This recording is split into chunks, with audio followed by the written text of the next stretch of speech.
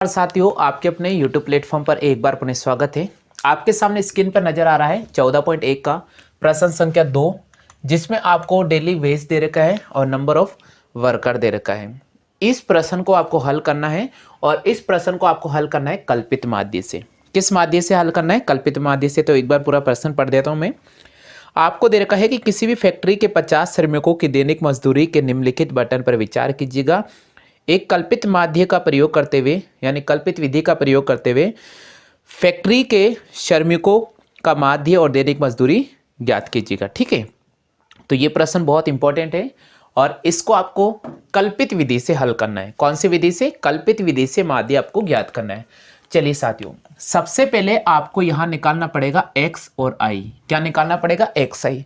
X आई हम कैसे निकालेंगे? एक्स आई निकालने का तरीका है कि आपको लोअर डिजिट और हायर डिजिट को जोड़कर 2 का डिवाइड करना पड़ेगा। यानी 100 और 120 को अगर हम जोड़ेंगे तो हमारे पास आएगा 220, और 220 में अगर 2 का डिवाइड करेंगे तो हमारे पास यहाँ आ जाएगा 110। कैसा आएगा? 110। अब देखिए, सुनिएगा चीज, अगर मान लीजिए आपसे ये पूछा गया कि इनके माध्य ज्ञात करो, तो 100 और 120 के बीच में कौन सी संख्या है? 110। तो यहाँ पर 110 लिखेंगे। क्लियर हो गया? इसी प्रकार 120 और 140 के बीच में संख्या कौन सी है? 130। तो यहाँ हम 130 लिखेंगे। 140 और 160 के बीच में संख्या कौन सी है? 150। तो यहाँ हम 150 लिखेंगे। इनके बीच में संख्या है 170। तो यहाँ हम 170 लिखेंगे। इनके बीच में संख्या 190। तो यहाँ हम 190 लिखेंगे। क्लियर हो गया? आ गया सभी को समझ में?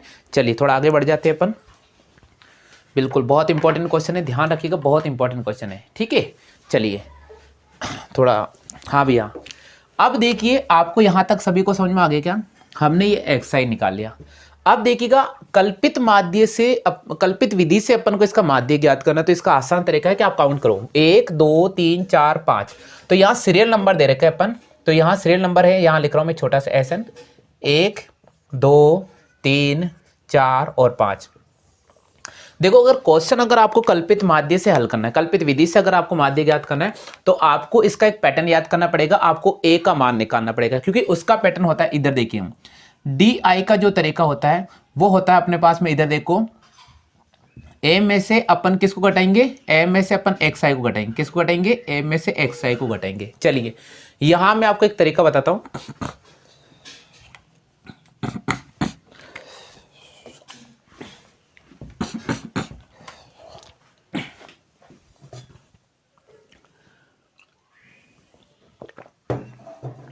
चलिए, तो हमें निकालना पड़ेगा यहां पर सबसे पहले डी आई। और डी आई का तरीका क्या होता है? डी आई का तरीका है कि आपको यहां पर ये ध्यान रखना है कि डी आई निकालने का तरीका है कि एक्स आई में से आप क्या घटाएंगे? ए घटाएंगे। क्या घटाएंगे आप? ए घटाएंगे। तो इससे हमारे पास क्या निकलेगा? इससे हमारे पास डी आई निकलेगा। चलिए हम डी आई निकालते हैं।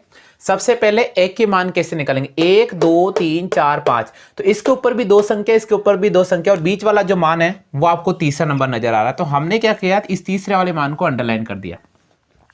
देखिए मैंने अंडरलाइन करा दिया आपके सामने। ये जो मान आया है ये हमारे पास ए का मान है। किसका मान है? ए का मान। तो हम क्या करेंगे? 110 में से एक्स आई की वैल्यू क्या? 110। 110 में से 150 घटाएंगे तो हमारे पास आ जाएगा -40। कितना आ जाएगा? -40। क्लियर हो गया? उसके बाद देखिएगा, 130 में से 150 घटेंगे तो हमारे पास आ जाएगा -20। यहां पर आ जाएगा 0, यहां आ जाएगा 20, और यहां आ जाएगा हमारे पास में 40। आगे सभी को समझ में? चलिए अब देखिए, थोड़ा आगे बढ़ जाते हैं। अब हम निकालेंगे f i into d i. क्या निकालेंगे अपन?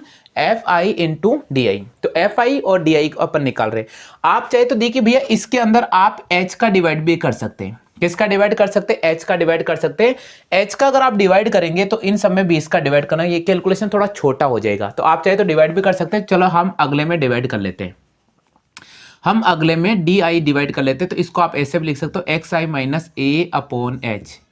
ठीक है, ये देखिएगा, यानी इसमें अगर मैं एच इनका सार्व अंतराल है 20 का अंतर चल रहा, तो 20 का डिवाइड करेंगे तो इसमें यहां पर आ जाएगा -2, यहां आ जाएगा -1, यहां आ जाएगा 0, यहां आ जाएगा 1, और यहां आ जाएगा 2, ताकि कैलकुलेशन आपकी आसान हो जाएगी। यहां आ जाएगा मेरे पास f i into d i. क्या हो जाएगा? F i into d i. अब एफ आई की वैल्यू क्या हमारे पास में ये, और डी आई की वैल्यू हमारे पास में ये, इन दोनों को अपन मल्टीप्लाई करेंगे। तो 12 को अगर -2 से गुणा करेंगे तो हमारे पास आ जाएगा -24। इसी प्रकार 14 को -1 से मल्टीप्लाई करेंगे तो अपने पास आ जाएगा -14। इसी प्रकार 8 को अपन 0 से गुणा करेंगे तो हमारे पास आ जाएगा 0। इसी प्रकार 6 को अगर मैं 1 से मल्टीप्लाई करूंगा तो मेरे पास आ जाएगा 6। इसी प्रकार 10 को अगर मैं 2 से मल्टीप्लाई करूंगा तो यहां आ जाएगा मेरे पास में 20। क्लियर हो गया। देखिए ये तो हमारे पास टेबल बनेगा, ये तो हमारे पास टेबल बनेगा। आप ध्यान रखिएगा, बहुत इंपॉर्टेंट है। आपको इसका सम निकालना पड़ेगा, इसका सम निकालना पड़ेगा। इनका तो वैसे आपको देर का मजदूर है 50 फैक्ट्री में काम करते तो 50, इनका सम निकालना। इन दोनों को जोड़ो, 24 और 14 कितना होता है? 4 4 8, सॉरी 24 और 14 कितना होता है? जल्दी से बताइए। 24 और 14 होता है मेरे पास नेगेटिव में 38, यानी ये मान ऋणात्मक में 38 आ गया। इनको जोड़ेंगे तो पॉजिटिव में हमारे पास कितना आ गया? 26।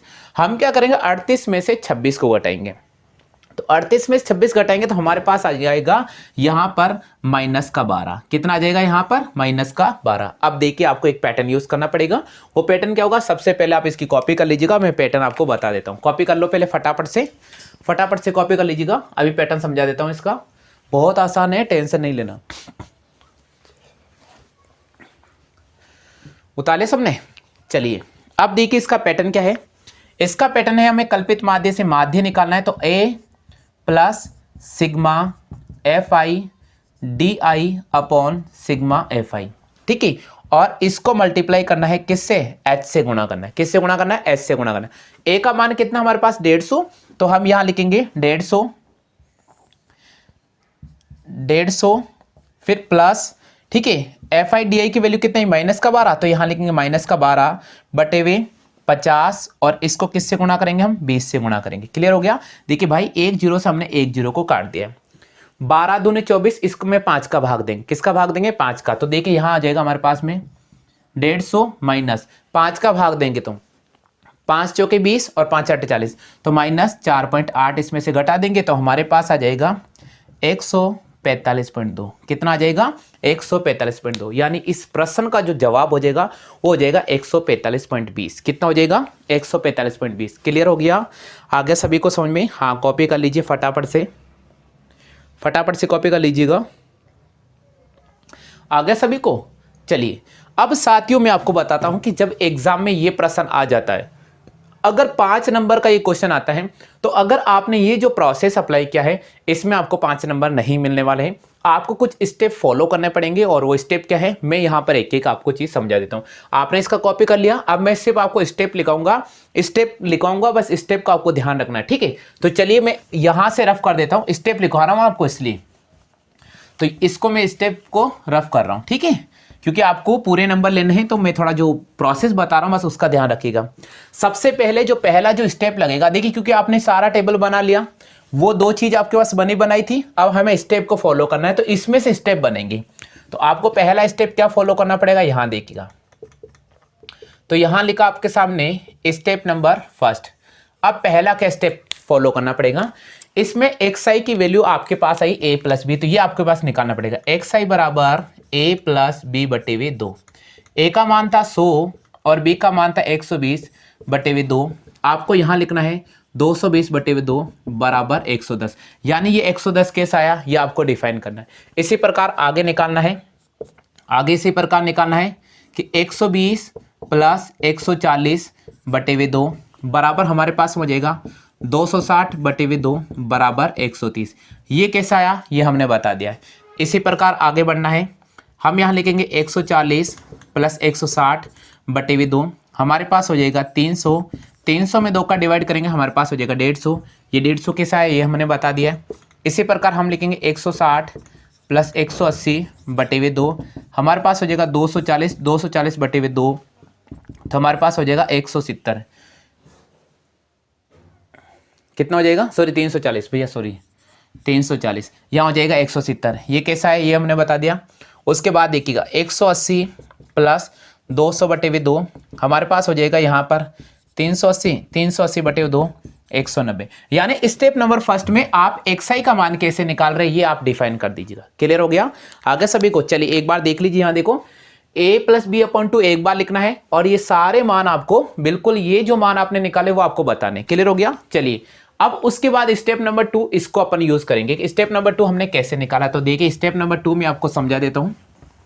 अभी आप पूरा वीडियो देख लीजिए, उसके बाद इसको एक बार ध्यान से पूरा कॉपी कर लेना है ना।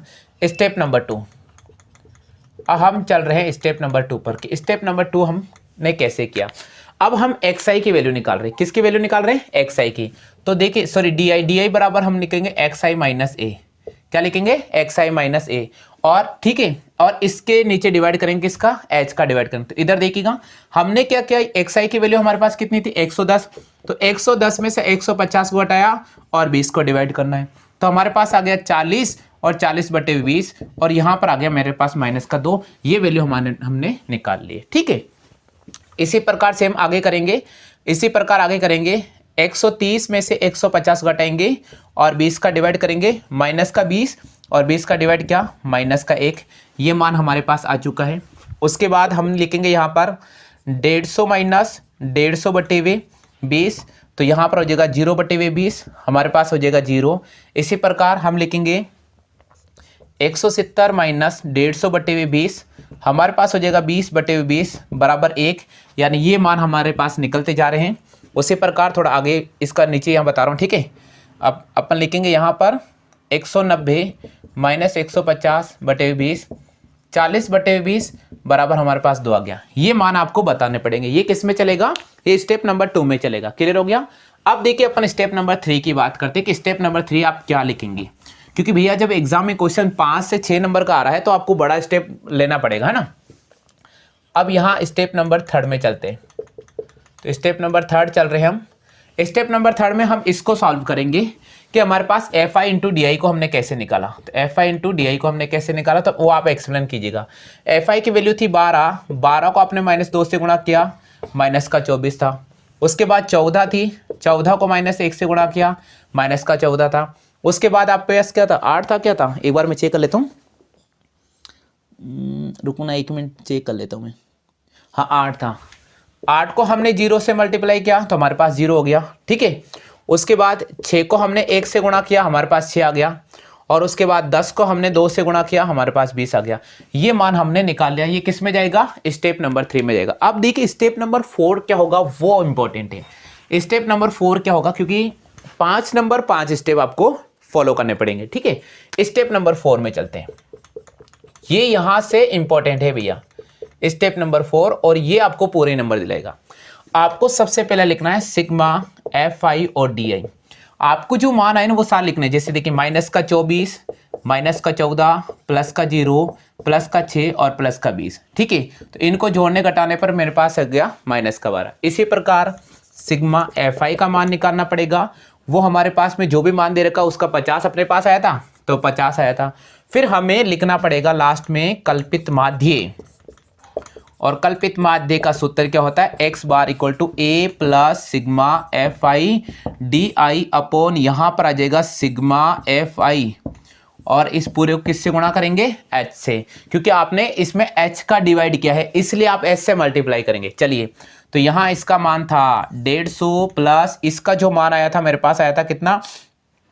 माइनस का 12/20, यहाँ पर आया था 50 इंटू इसकी वैल्यू h। हमने 1 0 से 1 0 काटा, इसको इससे गुणा किया, हमारे पास हो गया 150 माइनस का 24/5, इसमें भाग दिया 5 चौके 20 और 5 8 40, तो 150 माइनस 4.8 हमारे पास हो जाएगा 145.20। ये इसका आंसर हो। ये स्टेप अगर आप फॉलो करते हैं तो आपको पूरे में से पूरे नंबर मिलेंगे। क्लियर हो गया आगे सभी को? चलिए कॉपी कर लीजिए फटाफट से।